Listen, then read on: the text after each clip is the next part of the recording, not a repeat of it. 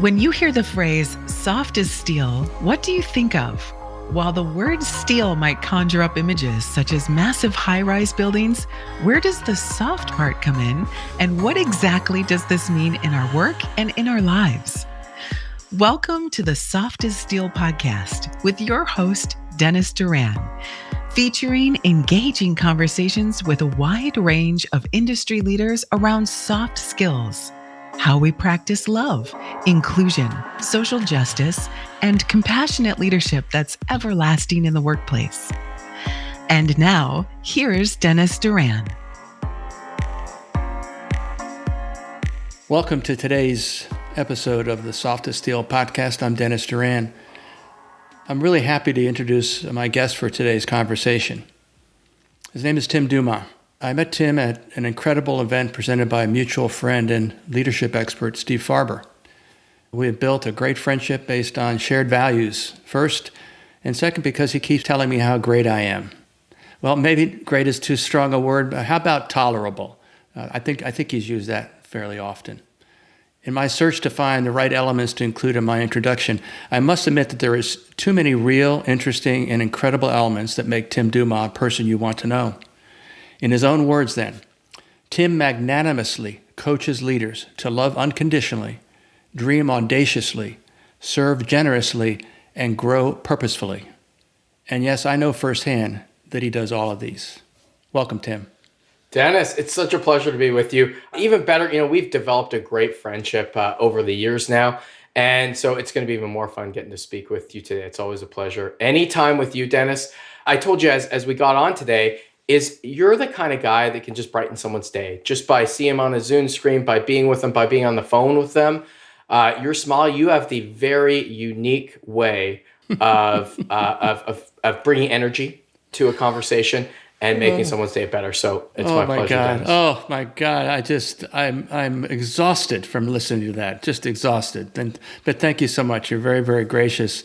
I think that, one of the values that we share is a belief in how the qualities of people are what makes a difference. We both met over the years many folks who are experts in bodies of knowledge and practices of every discipline, law, accounting, engineering, and just it goes on and on and on. And you actually are part of the ownership of a successful business in Canada that has been around for a pretty long time. That's a casual reference, and you can check Tim's LinkedIn. He discloses this. He is part owner of a fairly large wine and beer store that operates in how many locations now, Tim? We have 13 locations currently, just about to open our 14th in British Columbia here in Canada. Yeah, so not a small little item, but I think the importance of mentioning that as I introduce Tim and just get into our conversation is that not only does he work with leaders in a wide range of industries and areas of interest as a coach, he's also an excellent motivational speaker. And he's doing a lot of things, but he originates it initially from a platform of being a businessman. So our friend Steve Farber, recently published a book entitled "Love is Just Damn Good Business," and Tim and I both agree with that. And I think it's a fair statement to say. In his introduction, from his LinkedIn page, he uses the word love. I'm very comfortable using that word. And so if you're listening to this podcast, I hope you too will become comfortable with it because it is a value. It is a feeling or an emotion.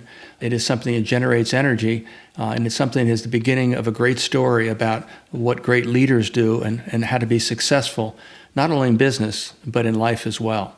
So Tim, tell us a little bit about your perspective around this value, this core value that you know so well and that we have the benefit of speaking about often. Yeah, Dennis, I think both you and I love the word love, pardon the pun there, but it's one of the greatest tragedies in our North American culture is that we only have one word for love. And in other cultures such as Greek, they have multiple words. And so when we say love in the workplace in North America, guess what happens? People automatically go to what the Greeks would call eros love or erotic love, or the love we would expect in a romantic relationship. And that's why when you say I love you at work, the first call that person has is to the HR department and you're getting a tongue lashing. But when we actually dig down and say to people, would you like to be part of an organization that loves its people than that loves each other? Nobody says, no, I don't want to be a part of that. I've never heard anybody say that before. When we start defining love in a different context as, as agape, as unconditional love, or philia, as love between cousins, brothers, and sisters, when we talk about that way, people say, I want to be part of it. There was a great Harvard Business Review study that said people do better work when they feel loved and cared for at work.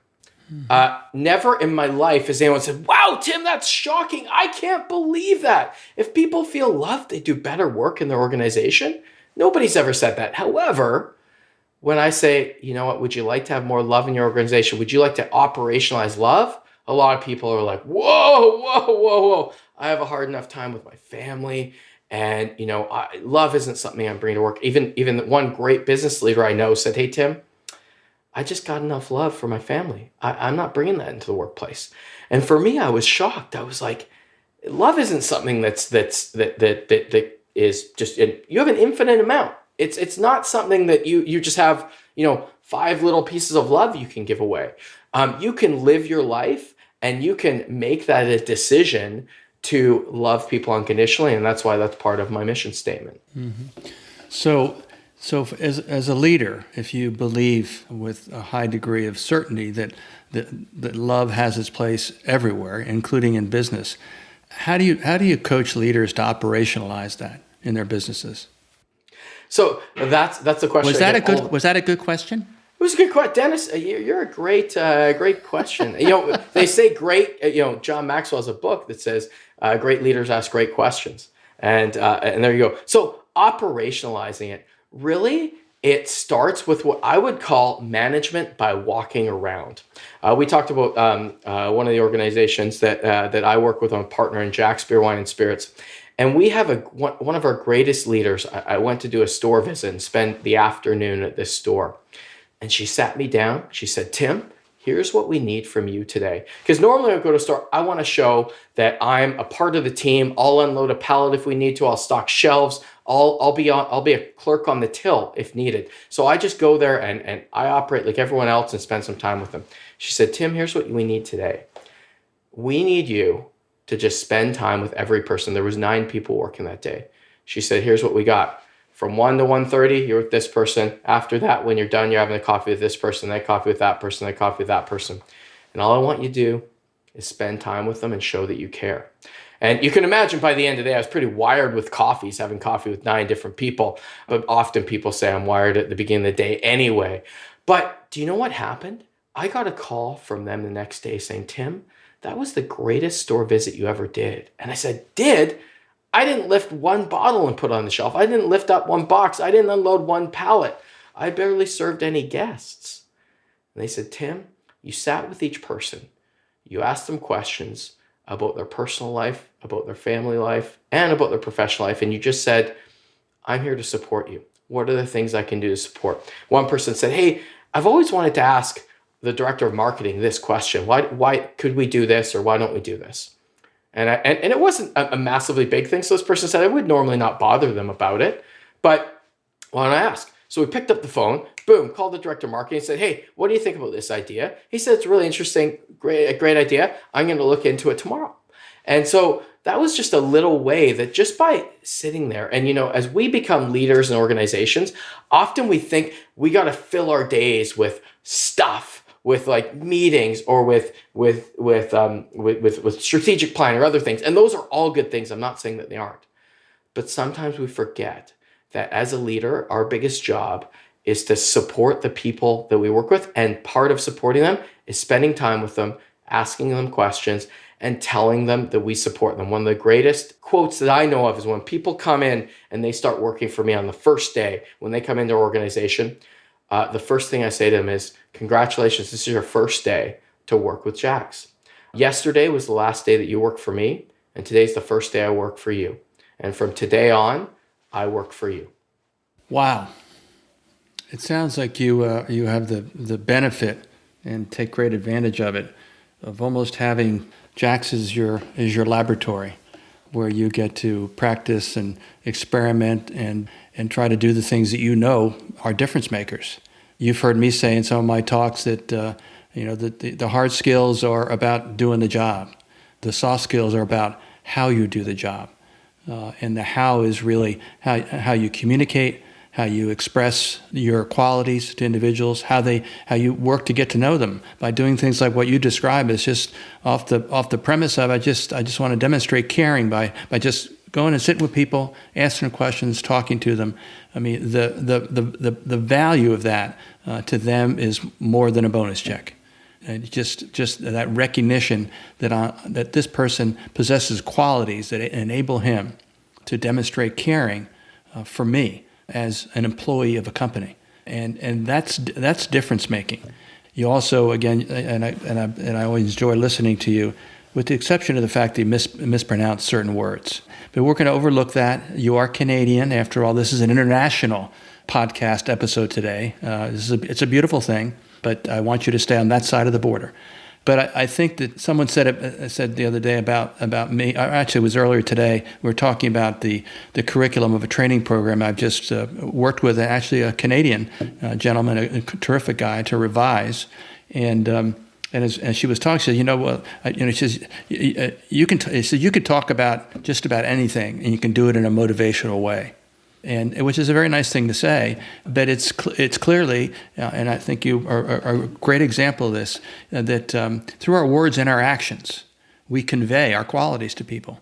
They get to know who we are, not simply by what we do, whether it's giving a speech or writing a report or whatever it may be. But again, it's how we relate to others in the context of a relationship. So share some thoughts about all of the importance of, again, my term from authoring my book in 2019 is soft skills. And so from that vantage point, how does in your mind, how does all that work to the benefit of building relationships? Well, if you think, I don't think there's any difference between building a relationship in any aspect of your life, in your family, in your friend group, in your business. And one of the greatest stories I know about that is I received an email. It was probably close to a decade ago now.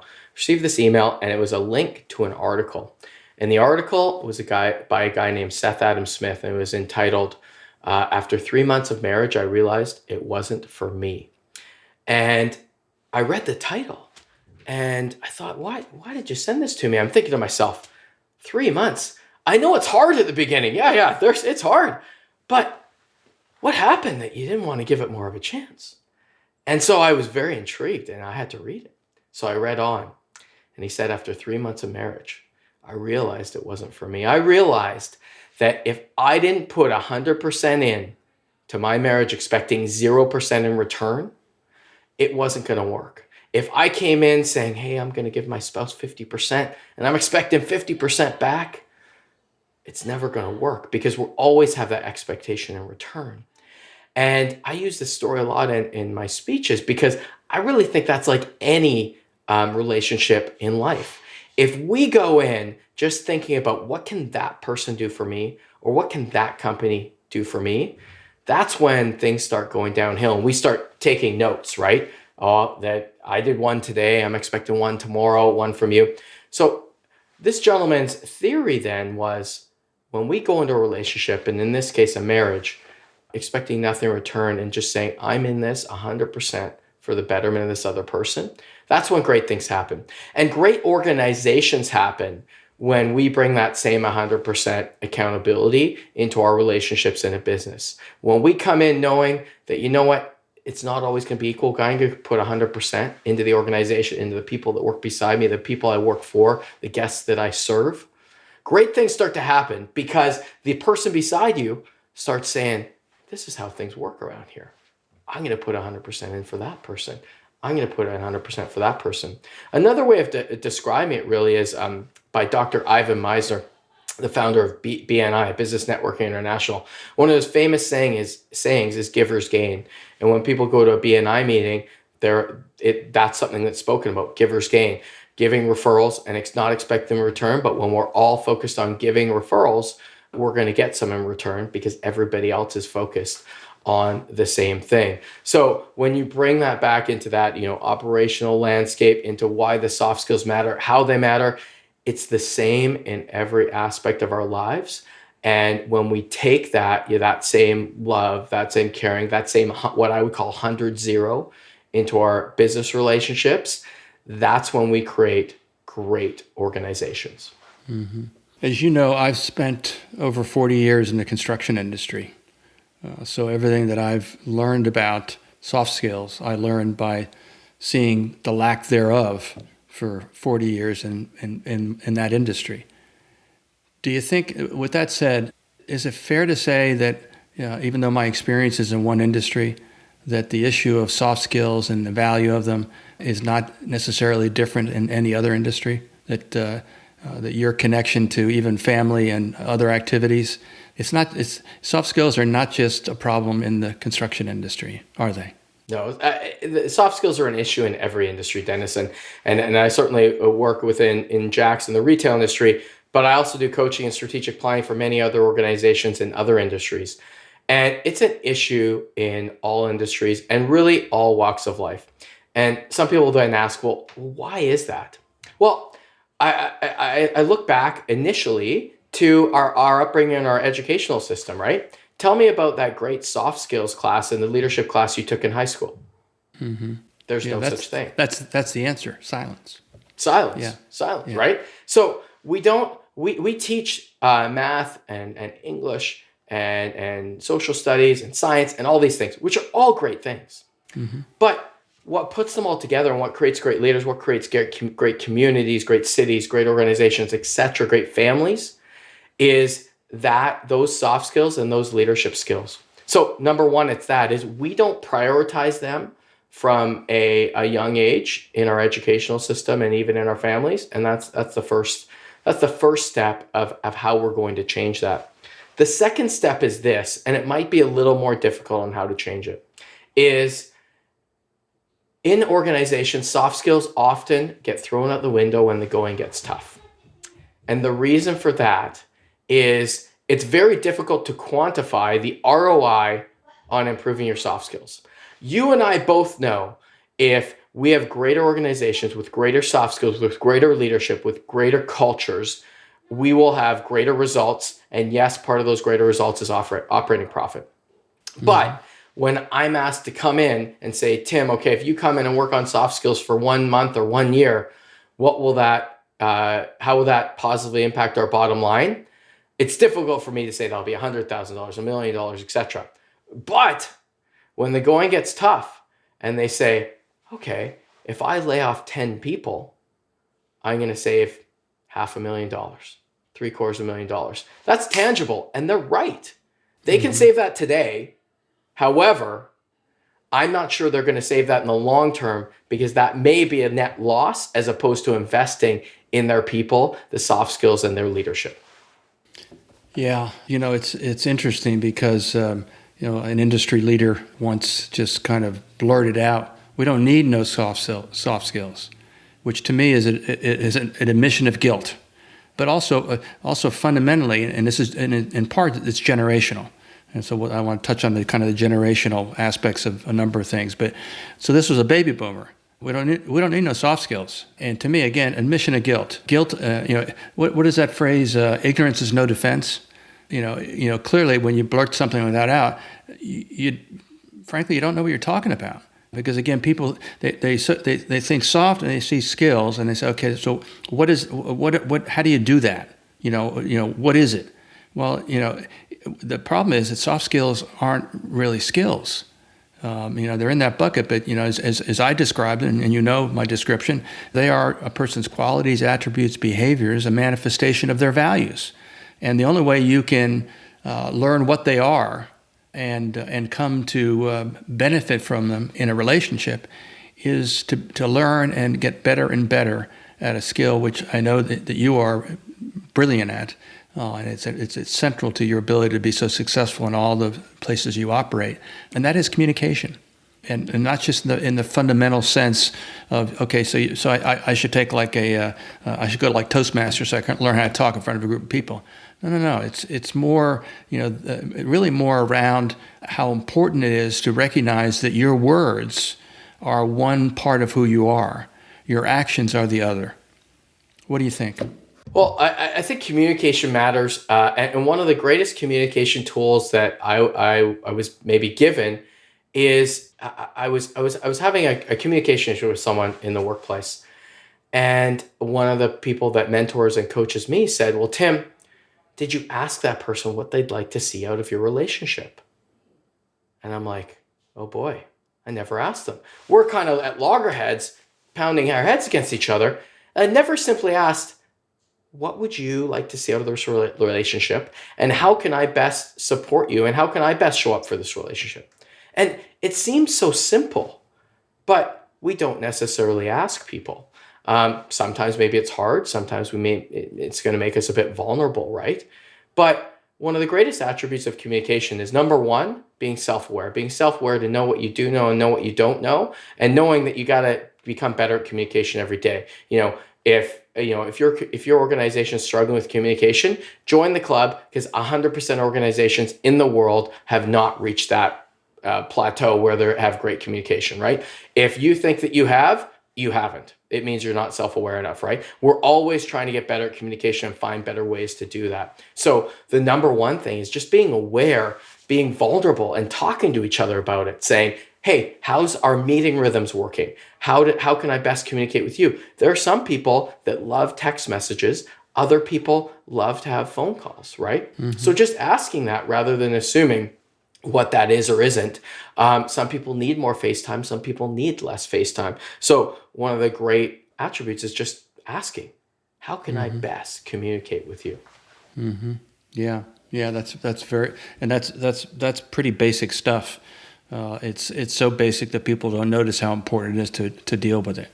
Well, the question you might also ask is, many people are familiar with that book, The 5 Love Languages, right? Once again, just as I spoke about that article earlier, it's meant to be the 5 Love Languages about romantic relationships. However, it's really true for any relationship. If we ask people, how would you like to be loved? Is it in acts of service? Is it in acts of giving? Is it in time, etc., right? Sometimes we don't ask people that. We think that everybody likes the same thing. We give people a gift or a bonus, and we're like, oh, they weren't really as appreciative. That person might appreciate more time. We're all wired differently. So when we try and put a cookie cutter into place, just like the 5 Love Languages explains, it's not going to work. You've probably seen it in your relationships. I saw it in mine with my wife. I would try to love her the way I would expect to be, I would want to be loved back. And it's kind of like the golden rule. The golden rule says, do unto others as you would have them do unto you. It's maybe a better way to describe that is as they would have you do unto them. Because how I want to be treated is often a little bit different than how you like to be treated, right? So really asking them, how can I be the best for you? And how can I, is really the way that we can build great cultures and great relationships. Yeah. So, the way we're talking about it right now, it's within the realm of our workplace, our family, etc. But when we start talking about the broader community and society, which takes me into another part of what I want to get your thoughts on, and that is this whole notion of the fact that there's a question that I often include in my talks that generally gets an interesting reaction from an audience, and it's within the framework of talking about people and relationships. And the question is this: what is one thing that every person in this room has in common with every other person in the room? One absolute, fundamental, essential thing that you have in common with every other person in the room. And they just kind of look at each other, and somebody will blurt out, "We're all human beings," or this or that. And I said, those are all answers. And yeah, I would assume most of us are human beings today. But the answer is that we're all different from each other. So it's about differences, and again, I think and talk in relatively simple terms. I continue to learn things every day that add to my ability to try to inform and motivate people around this topic matter that I have a tremendous passion for. I mean, you don't write a book and do a 4-hour virtual event and other things if you're not passionate about it, and I am.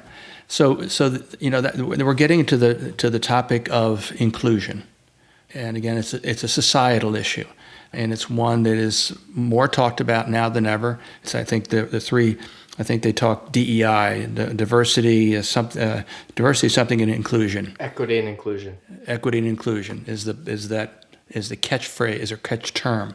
One of our good mutual friends, Glodine Champion, has done some very good work in this area, and she does it with a great deal of passion and a tremendous history. But so this whole issue of, we're talking first workplace, family, that's all good, but construction industry, every industry, that's all positive. But this issue of inclusion, and let's connect it to the leader's role. How do we accept that this is right thinking, that this moves over and touches on, again, another pillar of my thoughts, which is social justice in our broader society? What do the leaders need to know, need to do, and how do they need to act in order to make inclusion and social justice not something we have to parse out and talk about because it's everything's good? Well, first of all, you mentioned Glodine Champion. She's one of the best DEI speakers and inclusion speakers that I've seen. And she showed me a video that's about 5 minutes long, and it's a commercial for Heineken beer. And I don't know if you've seen this, Dennis. I think you probably have. So Heineken brings in two people, and they interview them both and they ask them questions about very polarizing political issues. And then they find people on either end of this spectrum on polarizing political issues, and then they bring them together. And when they bring them together, they just first have small talk. How are you doing? Tell me about your family. Where do you live? Just ways of building rapport. Then they give them a task. They had to build like this kind of like Lego set table, and they had a task to do together. They built rapport as they did that. And so over the next 15, 20, 30 minutes, they've built rapport, kind of had some fun with each other, had some laughs, right? And then all of a sudden they say, okay, I'd like you to sit down. I'd like to tell you a little bit more about this person. And then they flash in to the screen the video of each person saying what their view is on this polarizing issue, which the two people together were extreme opposites. Mm-hmm. And they said, now we'd like to encourage you to discuss this over a Heineken. And they said, would you like to stay or would you like to leave? And every person stayed. And they said, do you know why they said? They said, because I've built rapport with this person. This person's a good person. They care about things. They see this issue very differently than I. But the only way we're going to grow together is by loving each other, having dialogue, and that's the way we're going to grow. If we don't have dialogue, and if we do not, our other mutual friend, Nancy McKay, I was just talking to her yesterday about some of these issues. And she said, Tim, it really comes down to a culture of non-judgment. When I come in to every interaction I have and I say, I'm coming from a place of love and I'm not going to come from a place of judgment. I'm coming from a place of trying to understand rather than that place of judgment. Because what happens in organizations today or in relationships is we find out somebody has this view on a polarizing political issue and we're like, I can't hang out with that person. They don't share my values. My answer to them is, really?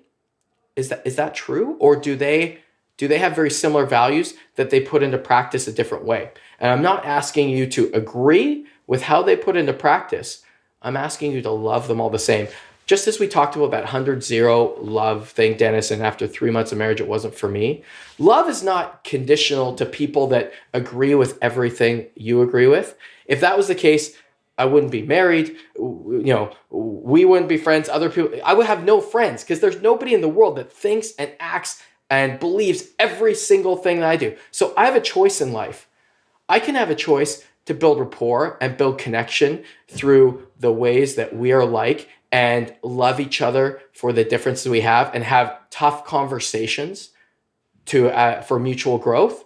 Or I can make the decision, as unfortunately many people have done in the political scene, of saying, I'm not talking to a person that believes that. I'm not talking to a person that believes that. If we continue to do this and we don't lead with love to people of all different beliefs, our society will be worse off for it.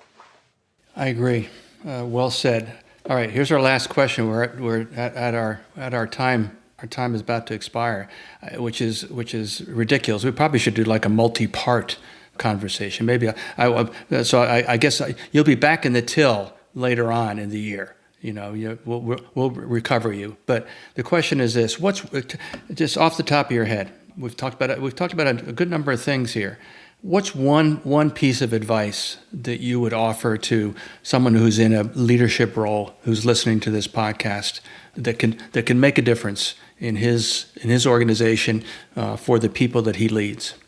First thought off your head, top of your head. My favorite question came from once again our mutual friend Nancy McKay, and the question is: if you knew you couldn't fail, what would you do, and how can I support you? If there's one question that a leader can ask his or her people, it is that. Because, and I'm not just talking about professionally, I'm talking about personally, professionally, family-wise.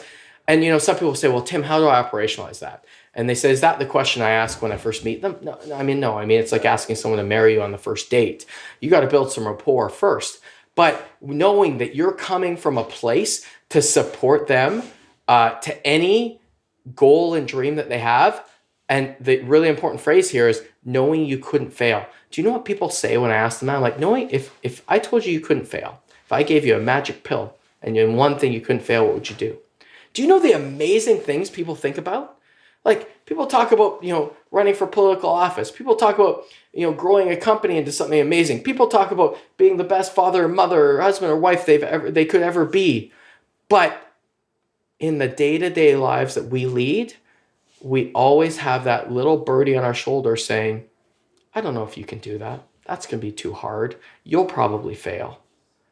But if we just change that leadership question to add, if you knew you couldn't fail, and then I'm telling you, I'm here to support you.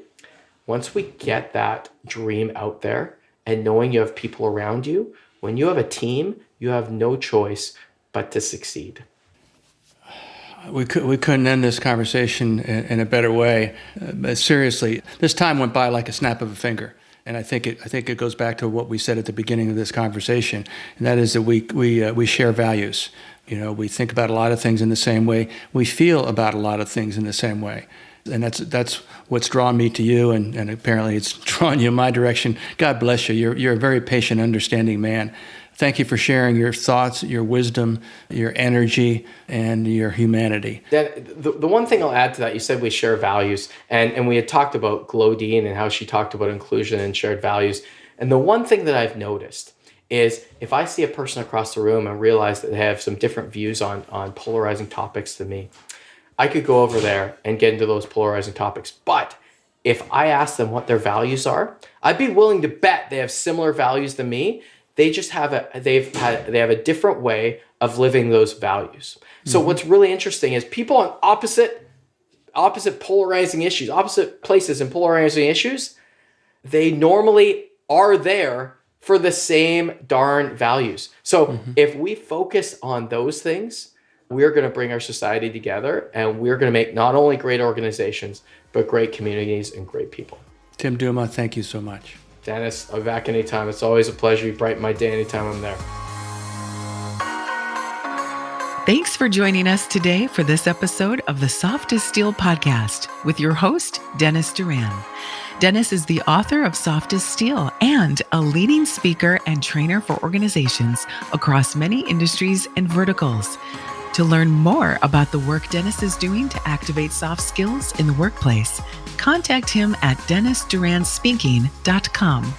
Be sure to check out his book, Soft as Steel, on Amazon or wherever books are sold. You can subscribe to this podcast on iTunes or wherever you'd like to get your podcasts. And please remember to share this episode with your friends, colleagues, and anyone you feel would benefit from the conversation. We'll see you next time on the Soft as Steel podcast with Dennis Duran.